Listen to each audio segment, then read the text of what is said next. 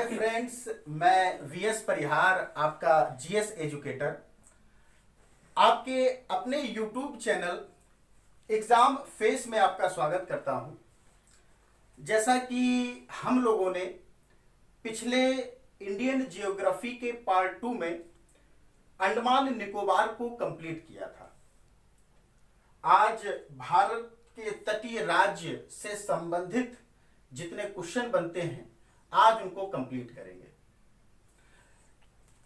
तट रेखा पर स्थित भारत के 9 राज्य हैं, वो कौन कौन से हैं। क्वेश्चन आता है कि निम्न में से कौन सा राज्य तट रेखा पर स्थित है या कौन सा नहीं है।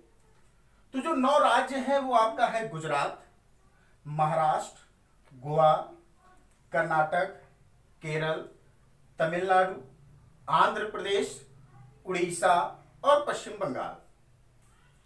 फिर क्वेश्चन आता है कि निम्न में से किस राज्य की तटरेखा सबसे ज्यादा है, सबसे कम है। केंद्र शासित प्रदेशों में पूछ लेता है। तो अगर सर्वाधिक तटरेखा की बात की जाए तो यूनियन टेरिटरी केंद्र शासित प्रदेशों में सबसे ज्यादा है अंडमान निकोबार की 1962 किलोमीटर। अगर स्टेट राज्य की बात की जाए तो राज्य में सबसे ज्यादा है गुजरात की 1214.7 किलोमीटर। कभी कभी क्वेश्चन आता है कि निम्न में से किस राज्य की तटरेखा सबसे ज्यादा है, तो उसमें गुजरात ऑप्शन नहीं होता है। अब ऐसी स्थिति में जब गुजरात ऑप्शन ना हो तो क्या किया जाए, तो फिर है आंध्र प्रदेश। आंध्र प्रदेश की तटरेखा जो है ये दूसरे नंबर पे आती है 973 किलोमीटर। सबसे ज्यादा गुजरात की 1214.7 किलोमीटर और दूसरा स्थान है आंध्र प्रदेश का 973 किलोमीटर। फिर क्वेश्चन आता है कि किस राज्य की तटरेखा सबसे कम है या किस केंद्र शासित प्रदेश की सबसे कम है। तो यूनियन टेरिटरी में अगर देखा जाए, केंद्र शासित प्रदेश में देखा जाए तो सबसे कम है दमन द्वीप की 42.5 किलोमीटर।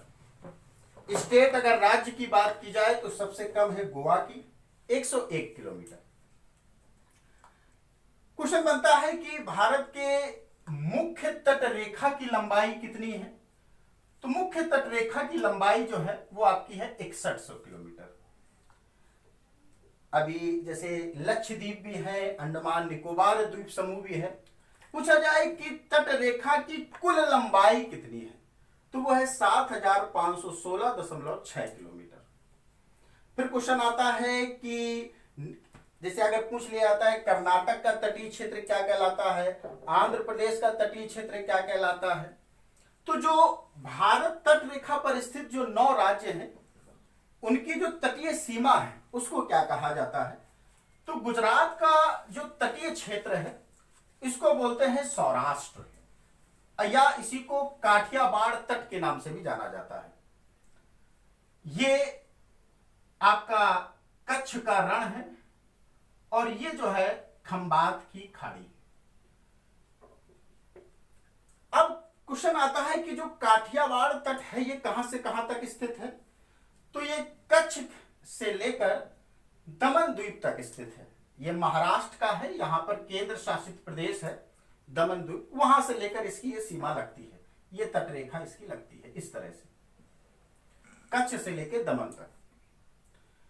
महाराष्ट्र और गोवा इन दोनों राज्यों की तटरेखा को कहा जाता है कोंकण तट।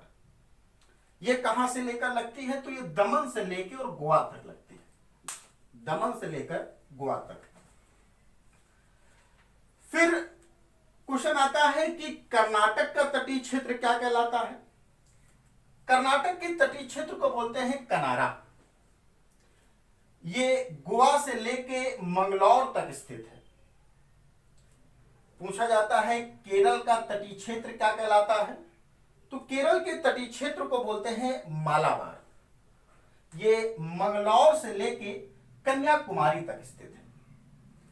तमिलनाडु का तटीय क्षेत्र इसको कोरोमंडल कहा जाता है। कोरोमंडल जो है ये कन्याकुमारी से लेकर पुलिकट झील तक स्थित है। पुलिकट झील कृष्णा नदी के डेल्टा पर स्थित है और यहां से लेके यहां तक का जो तटीय क्षेत्र है उसको बोलते हैं कोरोमंडल। बात आती है आंध्र प्रदेश की। आंध्र प्रदेश का जो तटीय क्षेत्र है उसको बोलते हैं उत्तरी सरकार। ये पुलिकट झील से लेकर महानदी डेल्टा जहां बनाती है वहां तक इसकी तटीय क्षेत्र है उत्तरी सरकार की। उड़ीसा का जो तटीय क्षेत्र है इसको भी उत्तरी सरकार बोल देते हैं, लेकिन उसका तटीय क्षेत्र जो वास्तविक रूप से कहलाता है वो कहलाता है उत्कल तट। उत्कल तट जो है ये महानदी डेल्टा से लेकर और गंगा के मैदान तक स्थित है। पश्चिम बंगाल का जो तटीय क्षेत्र है इसको बोलते हैं वेगा तट। और यहीं पर क्या है कि जो सुंदरवन का जो डेल्टा है यहीं पर गंगा और ब्रह्मपुत्र नदी आकर एक डेल्टा बनाती है, यहीं पर इसका निर्माण करती है और इसके तटीय क्षेत्र को बोलते हैं वेगा तट। जल सीमा की दृष्टि से अगर देखा जाए तो विश्व में एक संधि की गई और ये संधि 1982 में की गई। नाम उसका दिया गया UNCLOS, UNCLOS, United Nation convention on the law of sea. United Nation convention on the law of sea. Law of sea, law मतलब नियम। इसके तहत क्या किया गया कि किसी भी देश की कितनी सीमा कितने नॉटिकल मील तक होगी यह निश्चित किया गया इस संधि के तहत जो 1982 में की गई थी। उसके तहत भारत की समुद्री सीमा को 3 भागों में विभक्त कर दिया गया। एक प्रादेशिक सीमा जिसको बोलते हैं टेरिटोरियल सी, एक संलग्न क्षेत्र जिसको बोलते हैं कॉन्टिगुअस जोन, और एक अनन्य आर्थिक क्षेत्र जिसको बोलते हैं एक्सक्लूसिव इकोनॉमिक जोन, इसी को बोलते हैं EEZ। अब जो प्रादेशिक सीमा है टेरिटोरियल सी जिसको बोलते हैं, पूछा जाता है कि समुद्री सीमा कहां पर संपूर्ण अधिकार भारत का है, निम्न में से किस सीमा पर भारत का संपूर्ण अधिकार है, तो वो जो कहलाती है उसको बोलते हैं प्रादेशिक सीमा। प्रादेशिक सीमा जो है कि जो आपका एक निश्चित एक रेखा है, ये आपका तट कहलाता है, और तट रेखा को जो रेखा मिलाती है उसको बोलते हैं एक निश्चित रेखा। उस निश्चित रेखा से समुद्र तट के जो एक निश्चित रेखा है उससे 12 नॉटिकल मील की दूरी जो है ये आपकी कहलाती है प्रादेशिक सीमा, जिस पर भारत का संपूर्ण अधिकार है।